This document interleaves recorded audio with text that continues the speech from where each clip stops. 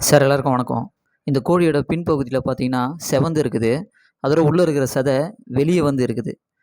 இ இத பார்க்கும்போது ஏதோ நோய் தொற்று அப்படின்னு சொல்லிட்டு பல பேர் பயப்படலாம். ஆனா எல்லா நேரத்துலயும் இது நோய் தொற்றா இருக்கணும்னு அவசியம் கிடையாது.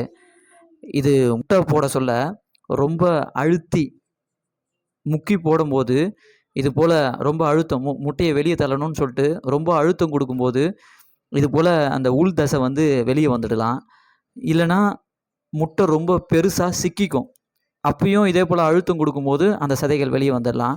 இல்லன்னா கால்சியம் குறைபாடுகால கால்சியம் எலும்புகளுக்கு தானே தேவைப்படும் அப்படின்னு நெனைக்கலாம். ஆனா, தசை பகுதிக்கும் முட்டைய வெளிய தள்றதுக்கான தசை பகுதி வலுவடையறதுக்கும் நம்ம கால்சியம் தேவைப்படும். அதனாலேயும் கூட என்ன பண்ணலாம், இது போல ப்ராப்ளம் வரலாம்.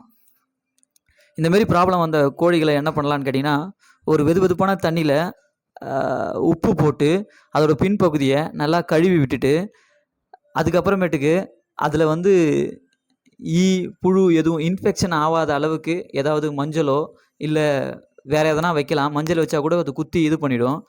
நான் பார்த்தீங்கன்னா, அ டாபிக்யூர் ஸ்ப்ரே நம்மகிட்ட இருந்தது. அத அடிச்சு விட்டோம். அப்புறமேட்டுக்கு இந்த கோழிய மத்த கோழிகளோட விடாம, தனியான ஒரு கூண்டுல போட்டு தீவனம், தண்ணி வச்சுடுங்க. ஏன்னா மத்த கோழிக்குள்ள போம்போது, அதோட பின்பகுதிய சிவப்பா இருக்குதுன்னு சொல்லிட்டு குத்தி, குத்தி இன்ஃபெக்ஷன மேலும் அதிகமாக்கிரும். அதேபோல லைட்டு ரொம்ப மங்கலா இருக்கிற இருட்டு அறையில கொஞ்சம் வச்சுருங்க. ஏன்னா வெளிச்சம் அதிகமா வராத அளவுக்கு. ஏன்னா வெளிச்சம் வந்ததுன்னா, முட்டை உற்பத்தி ஹார்மோன்ஸ்கள் வந்து சுரக்க ஆரம்பிச்சு, முட்டை போடுற கோழியா இருந்தா, இன்னமும் அ முட்டை போடுறதுக்கு முயற்சி பண்ணி அழுத்தம் குடுத்து, குடுத்து அந்த காயம் இன்னும் பெருசாகலாம். அதனால கொஞ்சம் மங்கலான இடத்துல வச்சீங்கன்னா, முட்டை போடுற தன்மை கொஞ்சம் கம்மியாயிரும். இத மட்டும் பார்த்துக்கோங்க.